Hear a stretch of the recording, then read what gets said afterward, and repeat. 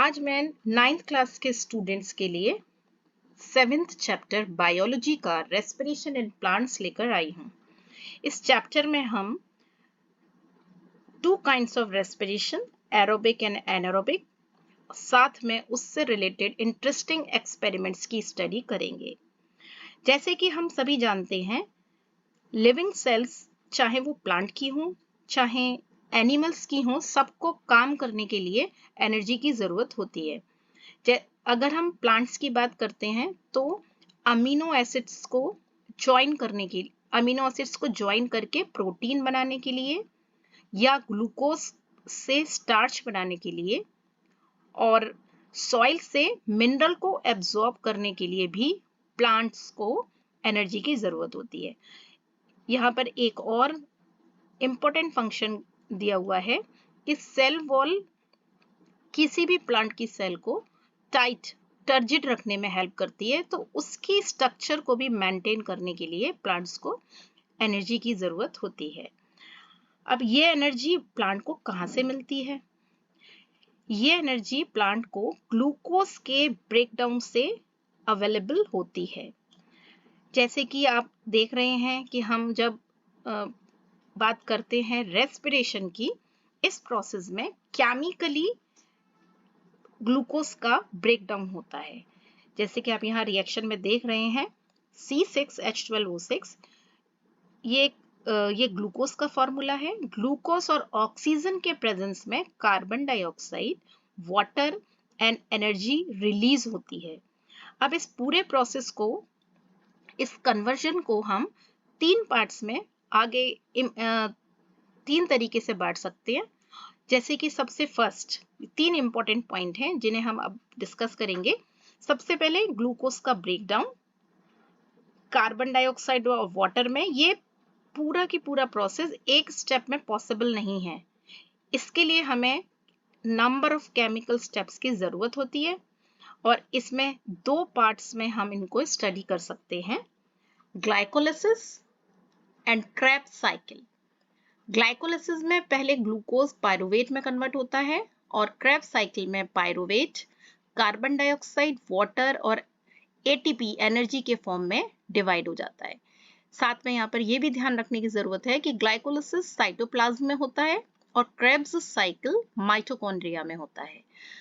Pyruvate को हम pyruvic acid भी कह सकते हैं। इस पूरे ब्रेकडाउन में हमें नंबर ऑफ एंजाइम्स की जरूरत होती है। अगर एंजाइम्स नहीं है तो ये प्रोसेस कंटिन्यू नहीं हो पाएगी। अब जो एनर्जी रिलीज होती है वो केमिकल एनर्जी के फॉर्म में होती है, जैसे कि हम एटीपी बोलते हैं। एटीपी का फुल फॉर्म आपको याद रखना बहुत जरूरी है। इसको हम कह सकते हैं एडेनोसिन ट्राइफॉस्फेट। जब प्लांट इस एटीपी के फॉर्म में एनर्जी को यूज कर लेता है तो ये एडीपी एडेनोसिन डाइफॉस्फेट में कन्वर्ट हो जाता है। लेकिन जैसे ही इसको और ज्यादा एनर्जी अवेलेबल होती है तो फिर से ये एटीपी में कन्वर्ट हो जाती है। तो इस तरीके से ये साइकिल चलता रहता है और एटीपी से कन्वर्ट होता है एडीपी में और एडीपी से एटीपी में। इस तरीके से ये साइकिल चलता रहता है। अब ये आपको यहाँ याद रखना है कि 1 मोल ऑफ ग्लूकोज के कंप्लीट ऑक्सीडेशन से 38 एटीपी के मॉलिक्यूल्स हमें मिलते हैं। एटीपी को हम energy currency of the cell भी कह सकते हैं, क्योंकि सेल को जो भी कोई सी भी एक्टिविटी करनी होती है उसके लिए एनर्जी एटीपी से ही मिलती है। रेस्पिरेशन एक कैटाबॉलिक प्रोसेस है। इसमें ग्लूकोज के ब्रेकडाउन से एनर्जी रिलीज होती है और ये एनर्जी लाइफ प्रोसेस में काम आती है, लाइफ प्रोसेस को करने के काम में आती है। अब जितने भी लिविंग ऑर्गेनिज्म हैं उन सभी में मेटाबॉलिक एक्टिविटीज 2 टाइप्स की होती हैं। फर्स्ट होती है anabolic, second one catabolic. Anabolic को हम कंस्ट्रक्टिव और बायोसिंथेसिस प्रोसेस भी कहते हैं। इसमें एनर्जी कंज्यूम होती है, यूज होती है। और कैटाबॉलिक को हम डिस्ट्रक्टिव और ब्रेकिंग डाउन प्रोसेस बोलते हैं। इसमें एनर्जी रिलीज होती है। जो ये एनर्जी रिलीज होती है वो एनर्जी प्लांट या ऑर्गेनिज्म अपनी सारी एक्टिविटीज में यूज करता है। तो इस तरीके से ये हमारी रेस्पिरेशन की डेफिनेशन है कि इसमें ऑर्गेनिक सब्सटेंस ग्लूकोज का ब्रेकडाउन होता है और जिसमें कार्बन डाइऑक्साइड, वाटर और एनर्जी रिलीज होते हैं। अब इस रेस्पिरेशन को हम बर्निंग से भी कंपेयर कर सकते हैं। बर्निंग मीन्स कंबशन, रेस्पिरेशन और कंबशन मीन्स जैसे हम कोई सी भी प्रोसेस ले सकते हैं इसमें, जैसे कि बर्निंग ऑफ कोल। अब इन दोनों में ही एनर्जी लिबरेट होती है, रिलीज होती है, और दोनों का ही end product carbon dioxide and water होता है। और देखने में ये दोनों प्रोसेस जितनी सेम लगती हैं स्टूडेंट्स, ये एक्चुअली में होती नहीं है। इनमें ये बेसिक ये डिफरेंसेस होते हैं जो कि इस टेबल में गिवन है। रेस्पिरेशन में सीरीज ऑफ केमिकल स्टेप्स होते हैं, जैसे कि आपने अभी देख ही लिया, ग्लाइकोलिसिस एंड क्रेब्स साइकिल, जबकि बर्निंग जो है वो एक सिंगल स्टेप होता है। रेस्पिरेशन एंजाइम्स की प्रेजेंस में होता है, जबकि यहाँ पर हीट से ये प्रोसेस कंटिन्यू होती है। रेस्पिरेशन बायोकेमिकल प्रोसेस है, इसमें एंजाइम यूज होते हैं, और ये फिजियोकेमिकल प्रोसेस है जो कि एक टोटली फिजिकल प्रोसेस है और जिसमें केमिकल बर्निंग भी हो रही है, तो फिजियोकेमिकल हम ये कह सकते हैं। एनर्जी लिबरेट जो होती है वो एटीपी के फॉर्म में होती है और थोड़ा सा हमें हीट भी मिलती है, जबकि बर्निंग में सारी की सारी एनर्जी हीट और लाइट के फॉर्म में रिलीज होती है। रेस्पिरेशन में कोई भी लाइट एनर्जी नहीं मिलती, जबकि बर्निंग में लाइट प्रोड्यूस होती है। रेस्पिरेशन सेल के अंदर होती है, इसलिए हम इसको सेलुलर प्रोसेस कहते हैं, और जबकि बर्निंग नॉन सेलुलर प्रोसेस कहलाती है। ये सबसे मोस्ट इंपोर्टेंट पॉइंट है कि ये बॉडी टेम्परेचर पे होती है। जैसे कि आप जानते हैं बॉडी टेम्परेचर 37 डिग्री सेंटीग्रेड या 98.6 डिग्री फ़ारेनहाइट, इस पर ये रेस्पिरेशन होता है, जबकि बर्निंग के लिए बहुत हाई टेम्परेचर चाहिए। यहाँ पे इग्निशन पॉइंट भी लिखा है। इग्निशन पॉइंट मीन्स ये मिनिमम टेम्परेचर होता है जिस पर कोई भी चीज बर्न करती है, कैच फायर को कैच करती है। तो इस तरीके से यहाँ पर ये डिफरेंसेस गिवन है, ये डायरेक्टली आप याद कर सकते हैं। अब हम आते हैं प्लांट कैसे रेस्पायर करता है। प्लांट के अंदर भी डिफरेंट पार्ट्स होते हैं। तो तीन इनलेट्स होती हैं, तीन पोर होते हैं जिनके थ्रू ऑक्सीजन को ये रिसीव करता है। जैसे कि सबसे पहले हम नाम लेते हैं स्टोमेटा इन लीव्स। स्टोमेटा जो है वो लीव्स का पार्ट है। इसके बाद आता है लेंटिसल्स इन स्टेम। स्टेम के पोर होते हैं, उन्हें लेंटिसल्स कहते हैं। और general surface of the roots, जो रूट्स की सरफेस होती है उसके थ्रू इन तीनों तरीकों से ऑक्सीजन प्लांट के अंदर पहुंचती है। प्लोइंग और टिलिंग जो होती है ये बहुत ही इंपॉर्टेंट प्रोसेस होती है, और ये प्लांट के जो सॉइल जो होती है, सॉइल के अंदर एयर पास कर देती है। इसलिए प्लोइंग आप जानते हैं, फार्मर्स जो होते हैं प्लोइंग करते हैं ताकि सॉइल के अंदर एयर पहुंच जाए। जब एयर पहुंच जाती है तो वो ऑक्सीजन रूट्स को यानी कि प्लांट को अवेलेबल हो जाती है। अगर वहां पे पानी ब्लॉक कर देता है, पानी अगर वहां ज्यादा होता है तो उससे सॉइल में अंदर एयर स्पेस नहीं बन पाते और वो रूट्स की रेस्पिरेशन को अफेक्ट करता है। दिन के टाइम में क्या होता है, फोटोसिंथेसिस के कारण लीव्स ऑक्सीजन प्रोड्यूस करती हैं और उसमें से कुछ अमाउंट ऑफ ऑक्सीजन वो अपने रेस्पिरेशन के लिए भी यूज कर लेती हैं, क्योंकि प्लांट को भी तो रेस्पिरेशन करना है। तो उसके लिए वो अब थोड़ा सा ऑक्सीजन यूज कर लेती हैं और बाकी की सारी ऑक्सीजन हम ह्यूमन बीइंग और बाकी के लिविंग ऑर्गेनिज्म यूज करते हैं। जो कार्बन डाइऑक्साइड प्रोड्यूस होती है इस रेस्पिरेशन में, वो भी प्लांट्स के लिए इंपॉर्टेंट है, क्योंकि उसमें से कुछ अमाउंट फोटोसिंथेसिस के लिए रॉ मटेरियल का काम करता है। ये तो हुआ दिन में। अब रात के समय में भी प्लांट्स रेस्पायर करते हैं और ऑक्सीजन लेकर कार्बन डाइऑक्साइड रिलीज करते हैं। ये कभी कभी ये कह दिया जाता है कि पेड़ों के नीचे हमें नहीं सोना चाहिए, रात के टाइम में हमें सोना नहीं चाहिए, जबकि ये इतना ज़्यादा सही नहीं है, क्योंकि उससे ज़्यादा कार्बन डाइऑक्साइड तो हमारे रूम के अंदर ही होती है।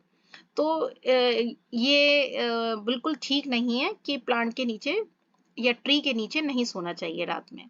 लेकिन अगर आप दिन के समय में, मिड डे में अगर आप ट्री के अंदर सो रहे हैं, ट्री के नीचे सो रहे हैं, तो ये बहुत ही अच्छा रहता है, क्योंकि उस समय आपको ऑक्सीजन मिलती है, क्योंकि प्लांट फोटोसिंथेसिस कर रहे होते हैं। साथ में आपको ट्रांसपिरेशन के कारण कूलनेस मिलती है। तो ये दोनों प्रोसेस बहुत ही इंपॉर्टेंट है। तो दिन के समय में आप आराम से ट्री के नीचे सो सकते हैं।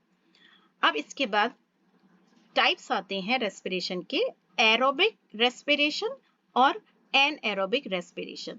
एरोबिक रेस्पिरेशन में एरोबिक, इसमें एयर टर्म आ रहा है, स्पेलिंग तो हम बाद में देखेंगे, लेकिन aerobic means in the presence of air, in the presence of oxygen. तो इसमें जब पूरे जब ढंग से ऑक्सीजन प्रोवाइड करी जाती है प्लांट को, तो ये वर्ड आपको याद रखना है, कंप्लीट ऑक्सीडेशन। ग्लूकोज का कंप्लीट ऑक्सीडेशन होता है, और इसमें कार्बन डाइऑक्साइड और वाटर एंड प्रोडक्ट के फॉर्म में बनते हैं। तो यहाँ पे हम रिएक्शन देखते हैं, ये सेम रिएक्शन है जो कि रेस्पिरेशन की थी, और इसमें 38 एटीपी हमें मिल जाते हैं। कार्बन डाइऑक्साइड, वाटर और 38 एटीपी रिलीज होते हैं। जब रेस्पिरेशन केवल ऑक्सीजन की प्रेजेंस में होती है, यानी कि जब ऑक्सीजन अवेलेबल है, तो इसको हम एरोबिक और ऑक्सीबायोटिक रेस्पिरेशन भी कह सकते हैं। अब आते हैं एनएरोबिक रेस्पिरेशन पे। जैसे कि नेम में गिवन है कि in the absence of oxygen, ये सबसे इम्पोर्टेंट डिफरेंस है कि एनएरोबिक रेस्पिरेशन में ऑक्सीजन आपको ऐड नहीं करना है। जैसे कि आप यहाँ पर रिएक्शन में देख रहे हैं, ये भी ब्रेक डाउन है, लेकिन यहाँ पर आपको ध्यान रखना है कि ये इनकम्प्लीट ब्रोकन डाउन है ग्लूकोज मॉलिक्यूल का। तो इनकम्प्लीट का क्या नुकसान रहेगा, क्या ड्रॉबैक है, कि अब वो कंप्लीटली वाटर और कार्बन डाइऑक्साइड में ब्रेकडाउन नहीं होता। अब उसमें इथेनॉल या इथाइल अल्कोहल, इथेनॉल और इथाइल अल्कोहल एक ही केमिकल है, C2H5OH। अब ग्लूकोज का जो ब्रेकडाउन है वो इथाइल अल्कोहल और कार्बन डाइऑक्साइड में होता है, और इसमें बहुत ही small quantity of energy release होती है। तो ये हम ध्यान रखिए, ये है इनकम्प्लीट ब्रेकडाउन ग्लूकोज का। और इसमें आप इस फॉर्मूले में ध्यान रखना है, इस रिएक्शन में आपको ध्यान रखना है कि हमें ऑक्सीजन लेफ्ट हैंड साइड पे ऐड नहीं करनी है। यही इसका बेसिक डिफरेंस है। इसमें ग्लूकोज के साथ आप ऑक्सीजन बिल्कुल नहीं मेंशन करेंगे। तो ध्यान से देखिए, ग्लूकोज जब इसमें ऑक्सीजन की एब्सेंस में रिएक्शन हो रही है, तो इसमें इथाइल अल्कोहल, कार्बन डाइऑक्साइड और ओनली 2 एटीपी हमें मिलते हैं। उसमें हमें मिले थे 38 एटीपी, और यहाँ पर हमें सिर्फ और सिर्फ 2 एटीपी मिलते हैं। इसलिए इस रेस्पिरेशन को हम एनएरोबिक रेस्पिरेशन या एन ऑक्सीबायोटिक रेस्पिरेशन कहते हैं। ये जो एनएरोबिक रेस्पिरेशन में होता है, ये प्लांट में केवल कुछ टाइम के लिए होता है। अगर ये प्लांट को कंटिन्यूअसली हम एनएरोबिक रेस्पिरेशन प्रोवाइड करें या प्लांट करे, यानी कि ऑक्सीजन के एब्सेंस में, तो अल्टीमेटली प्लांट का वो पार्ट या वो प्लांट मर जाएगा। तो अगर हम बात करते हैं, ये आपको यहाँ पर भी याद रखना है कि सर्टेन बैक्टीरिया एंड फंजाई, ये भी एक क्वेश्चन में पूछ लिया जाता है कि किसमें एनारोबिक रेस्पिरेशन होता है। तो देखिए यहाँ पर माइक्रोस्कोपिक ऑर्गेनिज्म होते हैं, बैक्टीरिया एंड फंजाई, यहाँ पर रेस्पिरेशन जो होता है कंप्लीटली एनारोबिकली होता है। तो ये आपको ध्यान रखना है। साथ में जो जर्मिनेटिंग सीड हैं, वो भी एनारोबिकली रेस्पायर करते हैं। तो यहाँ पर अब एरोबिक और एनएरोबिक रेस्पिरेशन का डिफरेंस गिवन है। देखिए इसको ध्यान से, ये in the presence of oxygen है, ये एब्सेंस ऑफ ऑक्सीजन है। इसमें कंप्लीट ब्रेकडाउन होता है, और एनएरोबिक में इनकम्प्लीट ब्रेकडाउन है। इसका एंड प्रोडक्ट कार्बन डाइऑक्साइड और वाटर है, जबकि एनएरोबिक में ethyl alcohol and carbon dioxide release होते हैं। ये सबसे इंपॉर्टेंट पार्ट है कि इसमें 38 एटीपी आपको मिलेंगे, जबकि एनएरोबिक में सिर्फ और सिर्फ 2 एटीपी मिलते हैं। अब लास्ट पॉइंट है, occurs normally through out the life. जो भी ऑर्गेनिज्म है अगर वो लाइफ लॉन्ग प्रोसेस करता है तो वो एरोबिक रेस्पिरेशन है, और ये जो एनएरोबिक है थोड़े से टाइम के लिए ही, शॉर्ट पीरियड के लिए ही पॉसिबल होता है। अच्छा, तो स्टूडेंट्स मैं अब यहाँ पर मेरा फर्स्ट पार्ट खत्म होता है। इसी के साथ मैं आशा करती हूँ कि आपको ये पार्ट समझ में आ गया होगा, और जल्दी ही मैं आपके सामने इसका सेकंड पार्ट लेकर आऊंगी। Please share, like and subscribe. Have a good day.